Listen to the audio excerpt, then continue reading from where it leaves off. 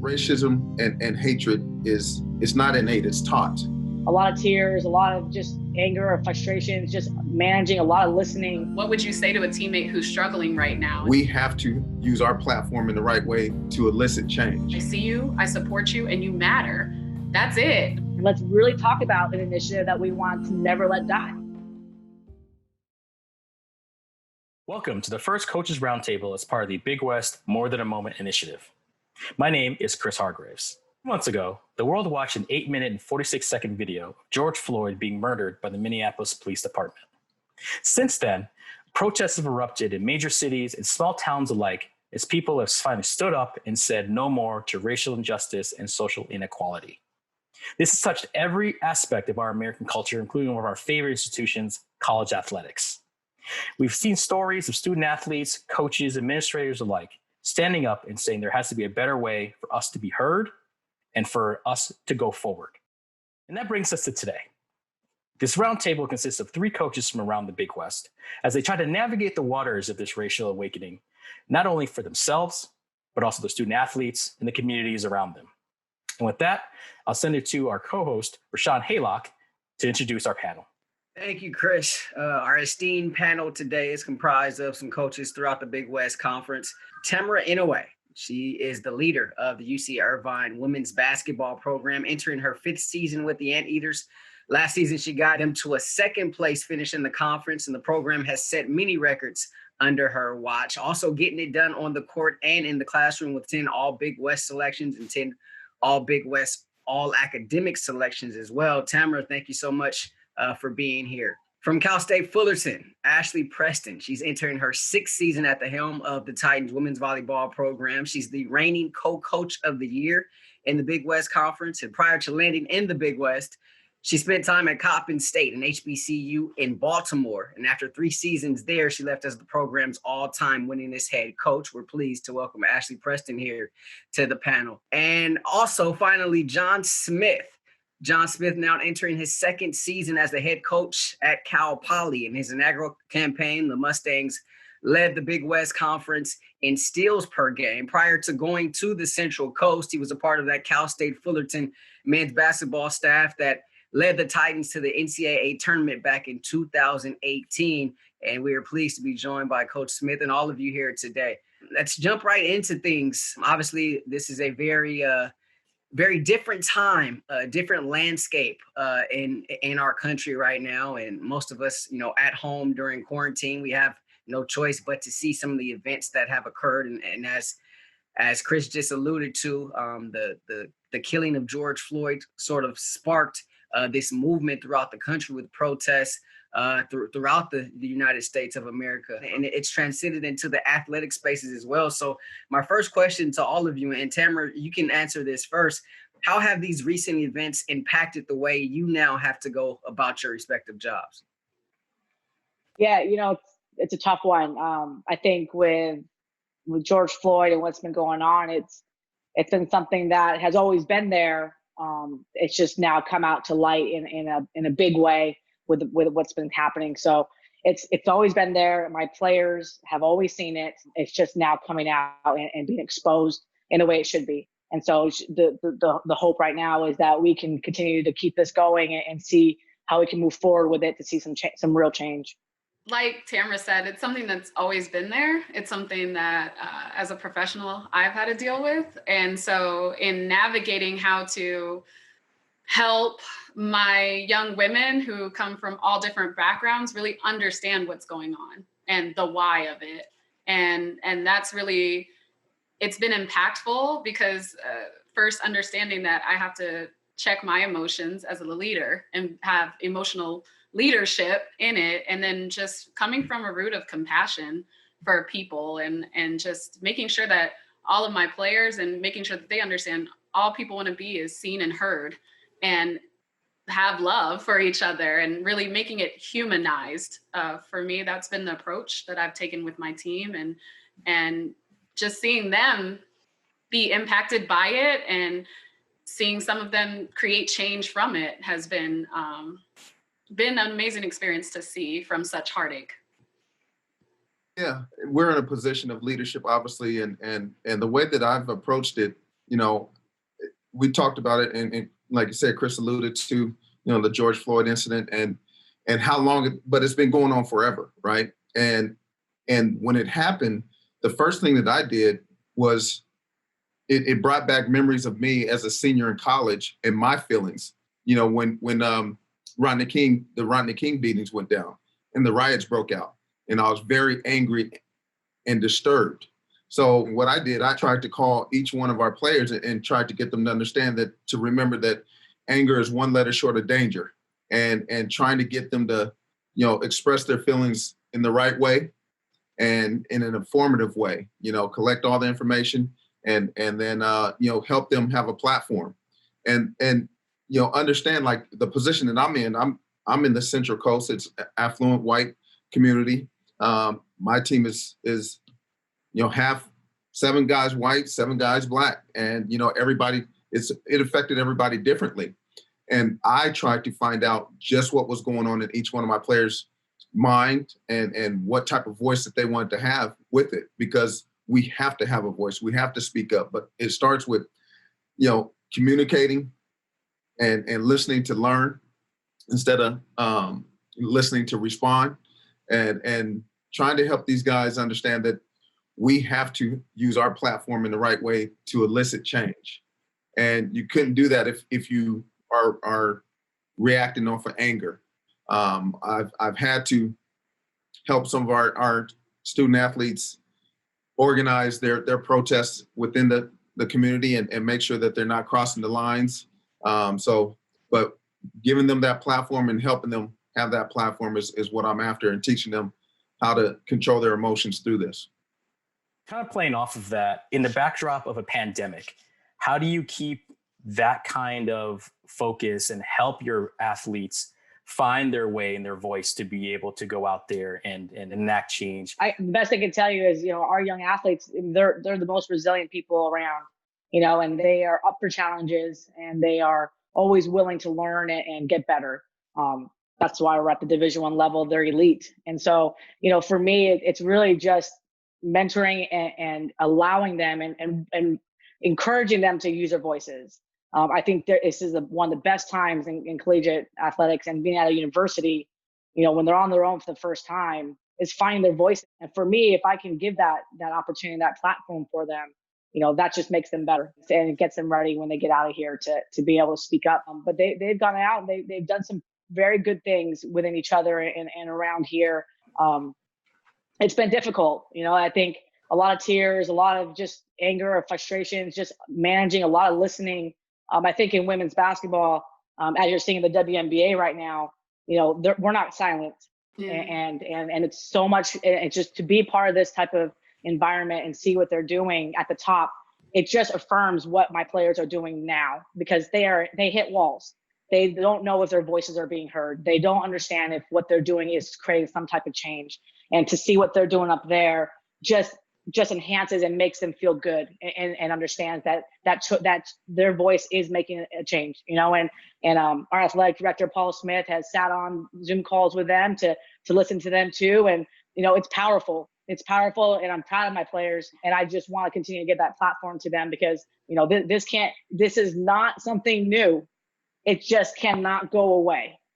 Yeah, I want to add to that too. I recognized I needed to do better as a coach in showing them culturally different representations. So I realized all of the books that we used, the 3 books that we used, were all authored by white men.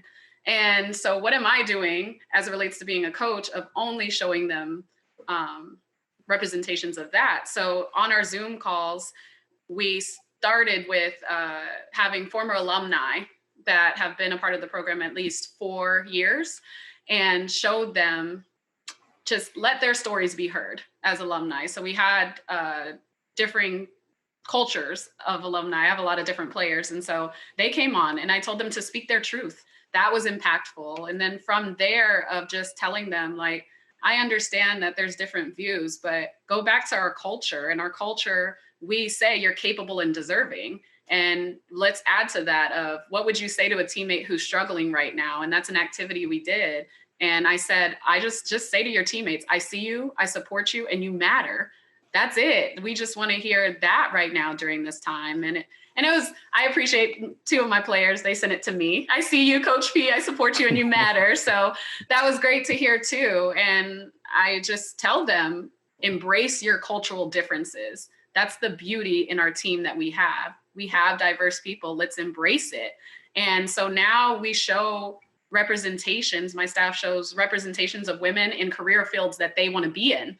And it's intentional of having all different backgrounds of women so that they see this, because I'm just huge about it. Like, I'm the first Black female head coach at Cal State Fullerton, and I have to inherit everything that comes with being first, only different. And so with that, I need to show them that it's possible, because I know someone who's potentially looked at me now is like, oh my gosh, it's possible to be a head volleyball coach in Southern California as a Black woman or as a minority woman. And so just making sure we do that for our team has been just normalizing cultural differences and embracing your voice, like you're saying, Tamara. I think it's so important. And I don't stop them from having it, as long as they go back to our code that we call our sister's keeper of being relational, responsible, and respectful. You can have any opinion outside of that. You can be who you are outside of that. But as long as those three things that we value so much, as long as you're abiding by them, then go ahead, have critical conversations about culture, because we have that foundation of what we put in place of our sister's keeper. So. And for me, you know, much like Tamara and Ashley, we've been on a lot of Zoom calls with our players. And, you know, I alluded to earlier that, you know, my team is made up of, you know, half white, half Black. But what I did, I reached out to each and every one of them and asked them how they were feeling about this and what did they want to say, you know, and if you felt comfortable saying anything and trying to elicit those crucial conversations. And one of my white players said, Coach, I don't know what to say. I don't know how to talk to my Black teammate in this situation. I feel bad. And I said, you know, I come from an era where each one teach one. And racism and hatred it's not innate, it's taught, right? And in your circles, if you hear anything that's racist or hatred towards another race, you know, just, you know, call them out on it in your circle. And if you could change one person in your circle, it will broaden and then the world can change, you know? And so I had him focus on that first, and then had him try and ask conversations of, ask questions to his Black teammates of, you know, what can I say? What can I do to help you in this situation?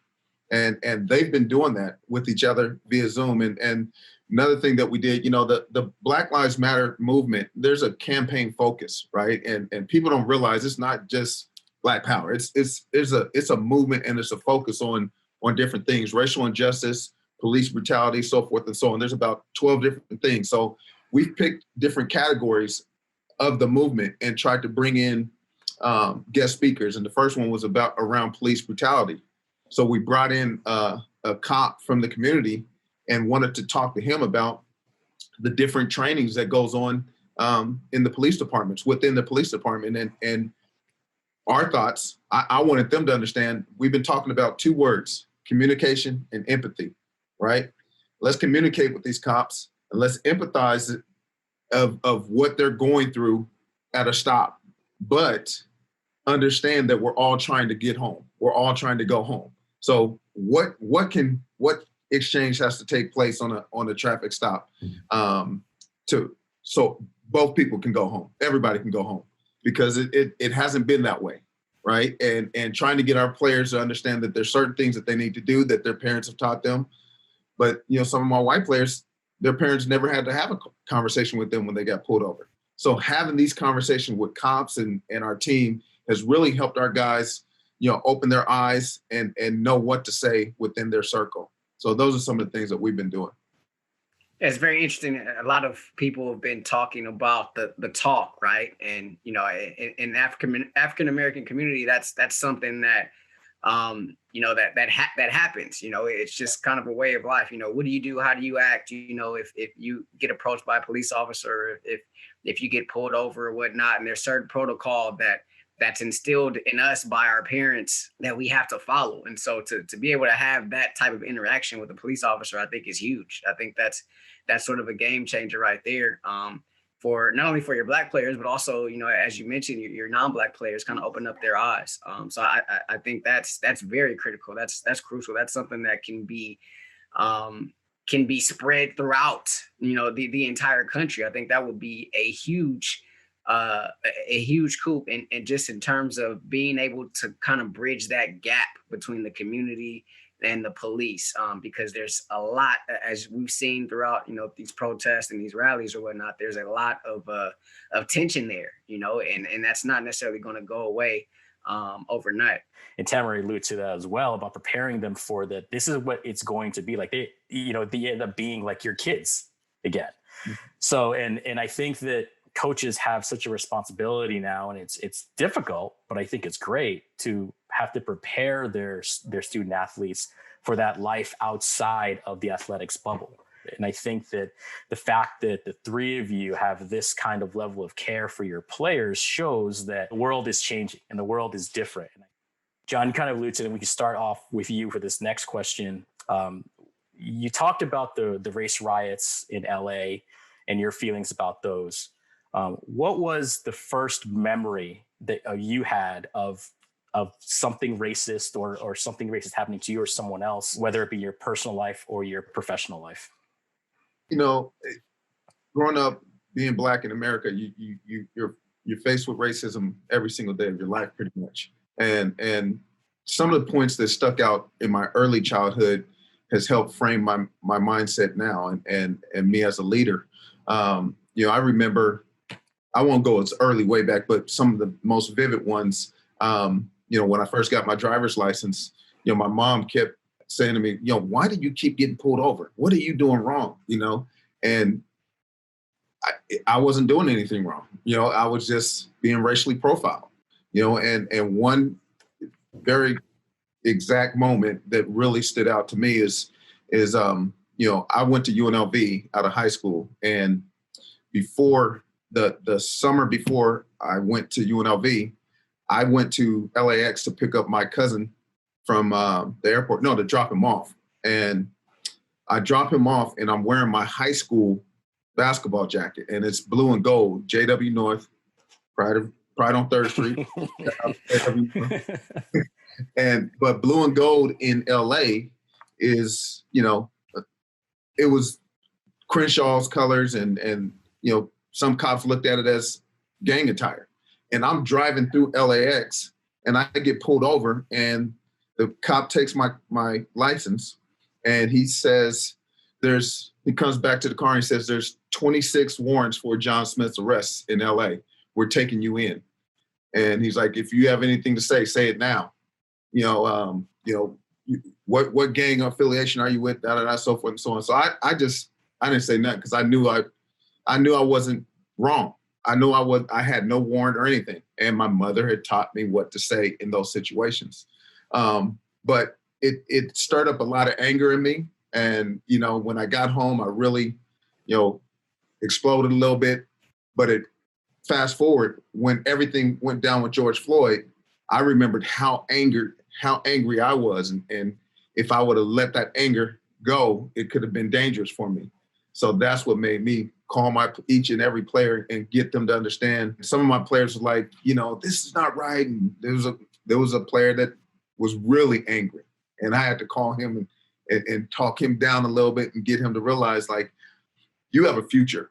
You have a voice and you have a future, and you have to make sure that your future and your voice is heard throughout, and it needs to be heard. And it can't be heard if you're going down this angry route. So, and my voice is being able to heard because I didn't go down the anger route when I dealt with that racist cop in LAX back in the day. So those are some of the things that I've dealt with and what's helped me become the leader that I am. Even talk about the talk. My LAPD grandfather had to give me the talk. And I didn't understand it because I was like, Papa, I'll never do anything wrong. What are you talking about? Like, I won't do anything wrong. I won't have a reason to get pulled over. And it broke his heart because he's like, you don't have to have a reason. you don't. And so that's what he had to tell me. I didn't grow up with a jarring experience of racism. I then went to Baltimore, Maryland, and I was at a HBCU, and I didn't experience that there as well. It was more of the unlearning of what microaggressions were. So for instance, like growing up in Vegas and having a lot of friends that were diverse, but majority white, and saying, you're so different.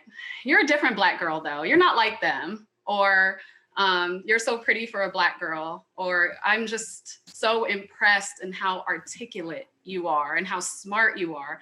And me thinking those compliments that I thought at first were like, oh, I'm different, so they like me. And I just wanted to be liked. So I'm like, oh, yay, they like me. Yeah, I'm a different Black girl. I'm not like the rest. And people at times trying to relate to me. So saying, hey, girl, hey, or or yeah, I watch Power just like you, and those things.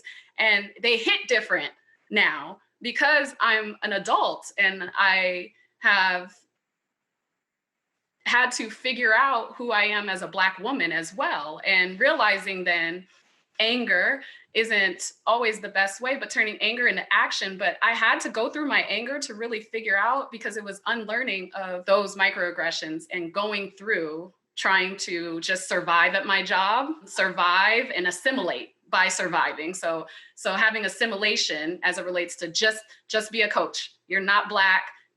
Remove your identity that you've worked so hard to embrace through your racial identity through your life. Remove that and just coach. It's not about just shut up and coach, right?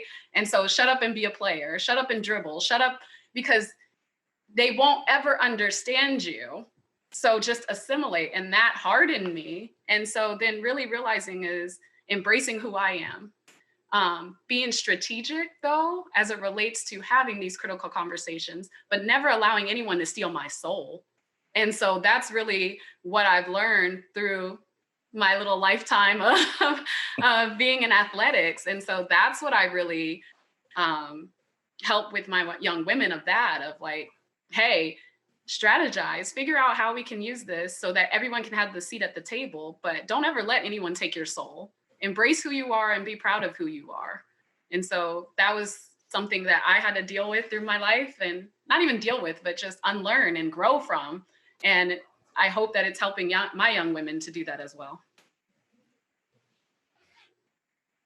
Because of the color of my skin and how I've been, I don't see much of it. But I'll tell you one right now. I just, right now, UCI, everyone's doing a positive thing. You got Black Lives Matter signs all around here. Everywhere you go, you see it.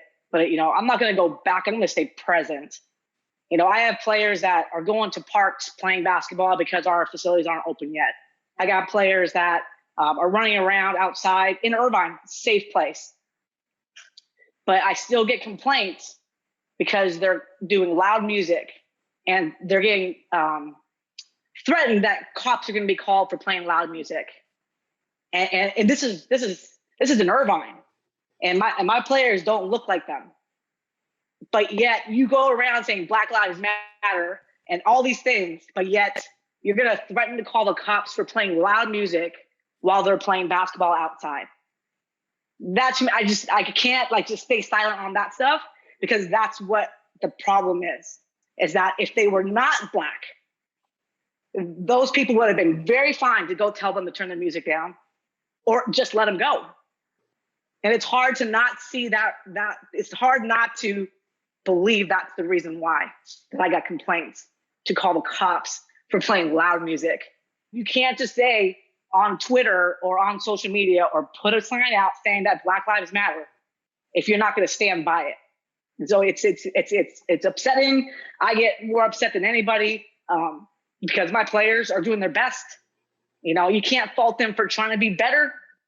And you can't, because they're playing basketball, you can't do that. You just can't. Go back to my own journey.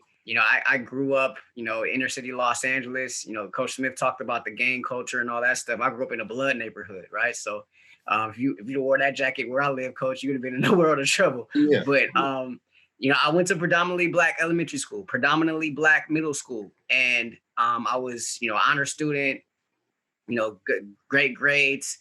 For high school, it was a predominantly white high school. And I had to go through this whole interview process, this, that, and the other, because I was a permit student. And I remember talking to the assistant principal who interviewed me at the time. And we were just talking about, my upbringing, and there were certain little things that he was impressed by, that the answers that I gave him. But when it came down to, me continuing on my track, as an honor student and being in honors classes, this, that, and the other, I wasn't, quite adequate. And some of it was on me. Eighth grade, I had a little bit of a senioritis, if you will. So my grades did take a little bit of a dip. But and Tamara, as you talked about, like that grace, right? That same grace wasn't given to me. And for the first time, I felt, inadequate or less than, because it was like, oh, well, it was more like, well, that was at that school. But at this school, you that's not going to fly, or you're going to have to do better than that, or this, that, and the other, kind of putting, some of the accomplishments and things that I had earned throughout my life, kind of putting them on the back burner as if they were inadequate, or they didn't exist, or it didn't necessarily matter in that part of town. And so, and then, you being one of the few, Black people on campus, you hear some of those things, that you talked about, Ashley, like, oh, okay, oh, you're different. Or what's that like? Or what's it like growing up there? Or when it comes to music, or when it comes to clothing and things of that nature, people kind of wanting a piece of that, or wanting to learn more of that, but the way that they approach you about it, just so different. And, oh, wow, well, you don't seem like you should be from that part of town, or, things of that nature. So, those things you have to unlearn. And fortunately for me, it's now that I'm starting to unlearn those things, being a parent and being a husband, but it's taken some time to get used to. It's taken some time to even realize, actually what, necessarily was going on. It's the twice as best to get half of what they have. And that's really, it's unlearning, even from generational unlearning, right? So my mother and my grandparents think very differently of what's going on right now than myself and my sister and our cousins, you know what I mean? And so there's this also a generational racial awakening of realizing, like, yeah, no, that was your guys' experience of what happened with racial injustice is very different than what's going on right now. And younger Black professionals, younger Black people are being more vocal than at times, because we have more access to information and social media, and we have a platform, whereas back then it was a thing of survive and assimilate, so you can give me this great life I have right now. You know what I mean? And I get that, but it's also my soul. I can't just rest with just being quiet. And even that conversation's not just with non-Black, but with Black people in general, because everyone with the same skin ain't kin. So, which means, like, we all don't think the same as Black people, but we do have a shared experience of our skin color. And we do, when we walk into a room, the first thing people see is our Blackness. We don't get to choose to say, no, I'm Ashley, don't look at me as Black. We don't get to choose to do that. So when I walk into a room, I also walk into with everything you may perceive as a Black woman. One of the hardest parts for me personally was exactly what you're talking about, breaking the cycle of assimilation. I grew up in Connecticut, right outside of New York City. I grew up in a time, the Central Park Five. When that came out, I was 8 years old, and I vividly remember my mom telling me, you are never allowed to go down to New York City, ever. In fact, to this day, I'm almost 40 years old. My mom freaks out every time I go into New York City, and I'm married with a kid.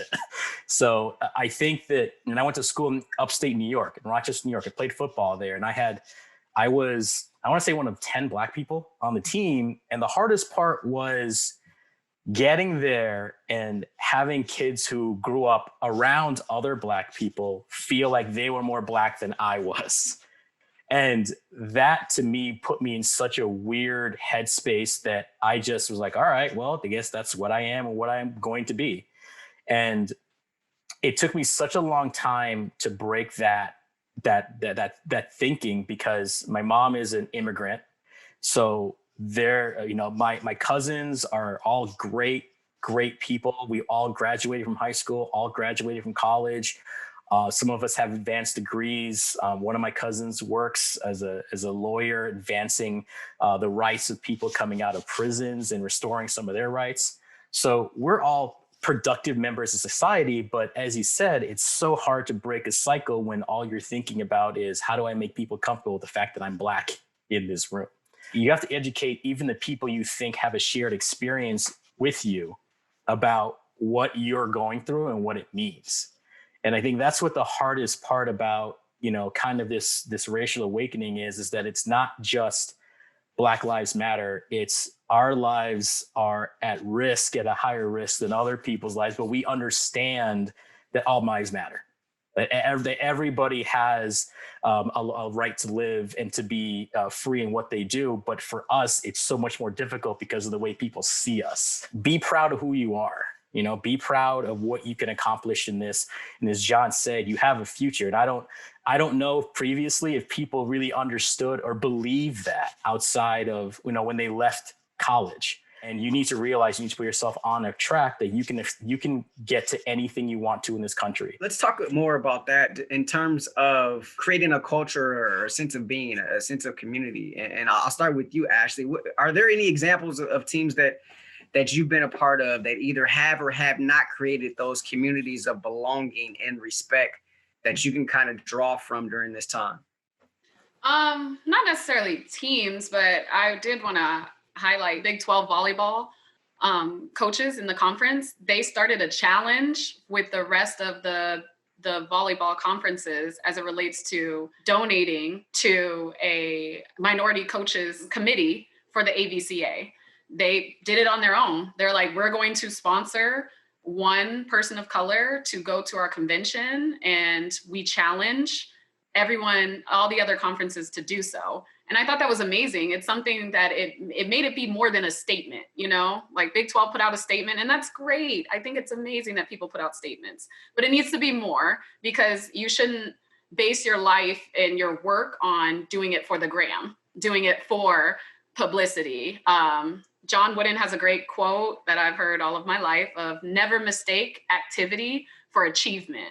And what I saw a lot of was activity, the pats on the back, like I did that and I feel good.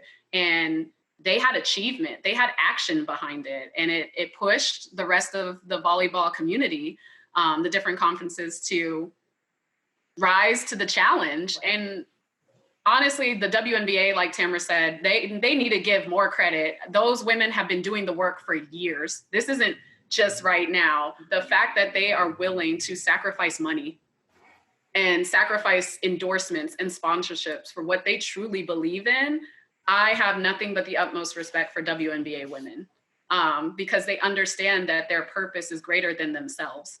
And I think if everyone really realizes and recognizes and finds their purpose and that it's greater than outside of you, then you're really going to change the world. And so, and the NBA has done an amazing job with the bubble. They put outright Black Lives Matter. I just think like those organizations have done an amazing job with making sure that it's not just a moment. It's all about platform, right? Like it isn't about the gram, but it's about platform and putting it into action. And we talk about it. I mean, I only relate to the women's basketball. Obviously, I'm in it all the time, but you got to understand the makeup of the WNBA. It's 83% of color. Out of those 83%, 67 are Black. And for us to not to see that, you have Maya Moore, who is a champion, and she chose to walk away for social injustice. This is before George Floyd. Yeah. So in this era, what women's athletes do, they're very passionate, and it doesn't just start from there. You've got at the college level too, young women that really want to make a change. Not saying men either. I'm just talking specifically to my sport and what I witness and what I see. And I saw one of the best quotes. It was like when this first all started with George Floyd. One of the football coaches, I want to say it was Texas, but don't quote me. He said, we have all these white guys that buy season tickets, families, and they fill out the bowl to watch my athletes play football. But which one of you are going to hire them? And I thought that was one of the best quotes I heard because it's so true. You all put your money, have fun and cheer them on. You love them, you wear their, but when they want a job, are you going to look at them and look at them to hire? And I think that's really important for fans that love watching our athletes play, to put put some action into it. And I think that's really important to understand that piece too, because I continually push, hire my players. They're just as good, if not better. I'm tough. If they can handle me, they can handle you, I promise. Just give them a chance. So I always want to challenge the community in that sense. I feel like that really one of the unsung heroes of the Black Lives Matter movement are women, or Black women. I mean, the fact that the WNBA, like you said, has done so much to push this agenda forward and push this ideal forward, despite the fact that they've had to deal with a lot of inequality. We always see stories about how they travel, how, the conditions in which they play, their pay, but they put that aside to push this forward because it means so much to them, I think is just amazing. What Maya Moore did needs to be put, raised to the highest level. I mean, that's unbelievable. That you talk about being the epitome of what leadership is, of what a true leader is, selfless. And we try and preach that as us coaches of always being selfless. She was selfless in her acts, and everybody that's a part of WNBA, like we're saying, they're not paying attention to the naysayers. They're paying attention to what needs to happen. And they're not backing off of it. And I applaud them. The biggest thing is it comes from education. So it comes from understanding where things originated. And Black Lives Matter was pushed by Black women, especially queer Black women. #MeToo was started by a Black woman. And so it's really understanding who started it. But usually after it started, it's who is going to help facilitate and support the push. And that's what we're really seeing now. And we need the NBA. Yeah. We need the NFL. We need these leaders. We need those people to do that. Women, they're strong. They, we can that's another subject. But the fact that what they're doing, it's you need support from both ends. You can't just let them do it. It's LeBron, what he's done, what we talk about, it's just things that are being done day in and day out. It's great to see. It's just, my frustration is it is a marathon. It's not going to be overnight change, but we can't let it die. And it comes from leaders. Coaches are leaders, but so are athletic directors, so are chancellors, so are the board of regents. The NCAA president. It goes beyond what we do as coaches. We are one piece to it. We are the direct voice of our players. We understand, we hear them, we see them every day. We get a chance to operate like a platform like this to explain and expose. But then what happens next? Does it just get recorded, put away, and put in archives? Or does now the Big West now say, hey, let's do something about this, and let's really talk about an initiative that we want to never let die? We kind of touched upon a little bit leaving legacy. Our motto here in the Big West is leave a legacy. And then Tamara, I'll start with you for this. How do we do that when it relates to this topic? How do we leave, or how do we start lasting change to make sure future generations of athletes, administrators, presidents know how much this matters to this generation? Yeah, there's probably a big list of what we can be doing, right? And I do a lot of listening and reading, and just hear our leaders, hear what people say. I think one thing that we can do as a whole collective, as a Big West, is take November 3rd off to vote, and ensuring that everybody on your team, everybody on your team is registered, and to make sure that happens. I think that's one big thing that we can push, no matter what. And it's not just about the primary. It is about the other parts too. We got to remember those things, that matters. That's important. And then the other thing is initiatives. Really figure out, the Black Lives. We talked about the Black Lives Matter. There's like 12 different things on there. Well, if that is really important, especially with the makeup of our sports in general, what are we going to do about it? I think we need to pick out 1 or 2 or 3 things that we really want to stand by, and we can do it as a collective conference, not just sport to sport.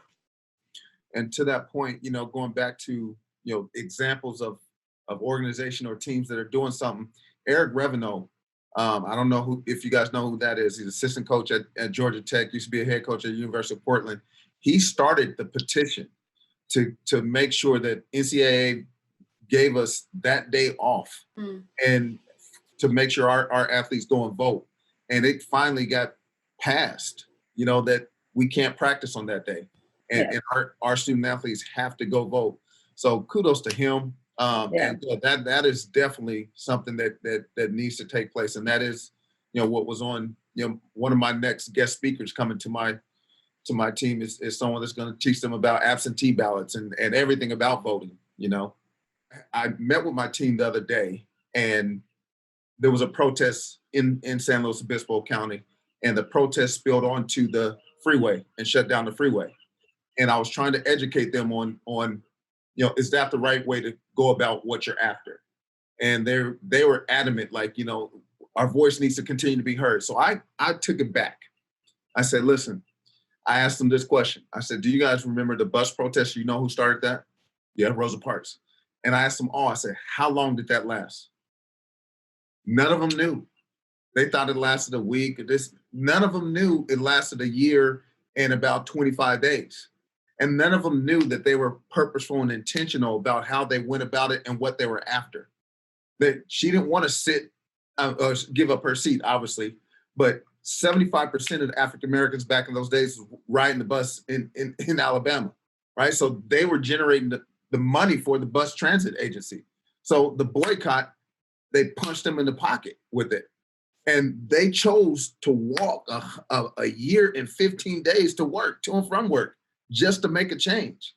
Now, fast forward to our kids. Okay, what's your purpose? Be intentional about what your purpose is. Shutting down a freeway is not the right thing. What if an ambulance is coming and a kid is in the back of that ambulance and needs to get to the hospital in 5 minutes and you just shut it down? Is that the right thing? No, it's not, coach. No, it's not. All right, so what's your purpose? How can we do it? And it's up to us to help them find that. And who knows the answer? I don't know. But I do know that, the Black Lives Matter mission has about, like we said, 12 to 13 things that are on there that we can just continue to educate them on and show them how to get to that moment.